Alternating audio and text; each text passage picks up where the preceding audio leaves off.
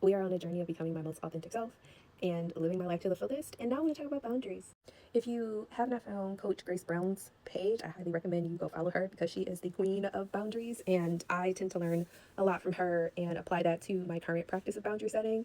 But it's interesting because boundaries are one of those things where you hear people say they're for you and not the other person. And it wasn't clicking for me, you know what I'm saying? Until I went no contact with my family and I'm low contact with others. I have always been that person that I will fight. I will stay in it. I will do what I need to do. I will communicate or try as hard as I possibly can to communicate. I will go above and beyond for whatever relationship I am in, whether it is platonic or romantic. I will climb the mountain for you. And I'll go and bring you the moon, okay? For you, I will. But I realized that was breaking me down in every way possible. So much so that when my dad died, I had a double ear infection and I was still traveling back and forth between here in New Hampshire. And when I finally went to the doctor, I I was not even 10 minutes from the ER at one of the hospitals. I decided to drive home and then put my backpack down and then go to urgent care. Now, hear me out, hear me out, hear me out. There is another hospital that is closer to me that did not end up having a long wait time, but you never know with the ER. I did not look at the wait times before I left. The only thing I was focused on is the fact that I felt like somebody was taking an ice pick to both of my ears and the world was closing in on me. That's all I could focus on at that point. It never mind that I was in a room full of nurses and doctors, okay? We don't ignore that part because all rational thought went out of my head and I just wanted to be by myself, okay? And I will say that even with that, I was often the person that would come to everybody else's rescue or would support everyone else, and I consistently found that no one was there to support me. It was all good when I was providing people with access or introductions or networking opportunities or job opportunities or my event planning skills, project management skills, cooking, cleaning, showing up, all the things. It was cool. But the moment I said no because I was not feeling well, you would have thought the world came to an end. And this is telling because I also was someone that was a big people pleaser and I fawned a lot. And I never wanted to cause issues or cause harm or be in the way. Let me tell you something. Today, now, oh, I'm gonna be in the way. I'm gonna be in the way. Like if you have a dog, especially, or some type of animal or thing or little person or insect, whatever, and they just love loving up on you so much, and you are constantly tripping over them. Like, that is how much I'm about to be in the way of myself when it comes to boundaries. My phone stays on Do Not Disturb. There are people, my small circle that I love it here, okay? They are able to interrupt my Do Not Disturb status, but outside of that, no. Mm-mm, mm-mm. And there were so many people initially that thought because I had my phone on Do Not Disturb that I had blocked them. I'm like, oh no, the call wouldn't have gone through if I blocked you. Trust me, you would know. But as I sat and reflected, which is also why I am probably not going to talk much about high school because I realized how much of a very dark time that was for me. And right now, I'm like, no, we're going to skip to college. We just going to skip right ahead to college. We just going to skip down forward.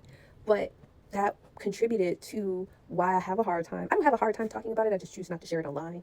But it was a very dark and damaging time, and people are awful. I, for a very long time, was also incredibly naive because I was like, oh, hello. I was like, nobody can be that mean. Nobody can be that rude. No one can purposely have that much malice in their heart that they would do you dirty. Yes, they do. They do. They do. So here are some things that I would like to share that have helped me. In hopes that it might be able to help you too. And the first thing is realizing that people aren't you. People are not you. They might not care as much as you do. They might not try as hard as you. And sometimes if it's not something in it for them, they may not show up. And at some point, you're going to have to become okay with that. There are people out there who want to love you just as much as you love them. I promise you. It sometimes takes a little while to get there. You really do have to work on your boundaries and acknowledging what are those things that I am willing to accept and not accept. That is going to be personal. For me, if I show up to a spot and I ain't feeling it, I'm not going to try to rationalize it in my mind anymore and try to stay and stay to be helpful and to figure out something to do to occupy my time. I'm leaving. I'm also begging you to not be afraid to use your voice because your voice is powerful and it deserves to be heard, and it deserves to be cared about and cared for. If there are people who are not willing to take time to listen to you, those are not your people. And sometimes people don't have capacity, and that's okay, but they also, when they are self-aware, and you will realize this as you become more self-aware about the things that are important to you and what matters, and as you work through these things, you're gonna become aware of, all right, that person can't hold me down right now, but am I going to hold that against them? Am I going to be like, oh, okay, cool, let me give you some space? That is a personal decision. If that friendship or that relationship is valuable to you, you have to work that out for yourself. Also, therapy, like I said, I've been in therapy since I was a child, but now that I'm an adult, I have learned about my history, about the history of psychology, and recognizing that I have to be seen by a Black practitioner, period. That has transformed my mental health journey, and I will not be explaining further.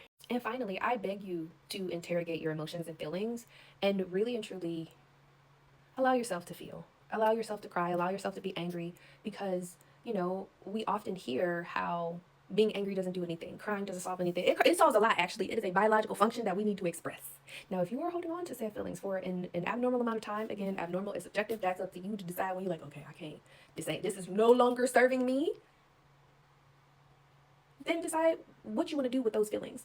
But feel, because that is one of the ways that you are going to come home to yourself and learn how to trust yourself again and not ignore those red flags or those signs when your body is trying to tell you something. But that is it for now. Let me know how you're feeling about this series.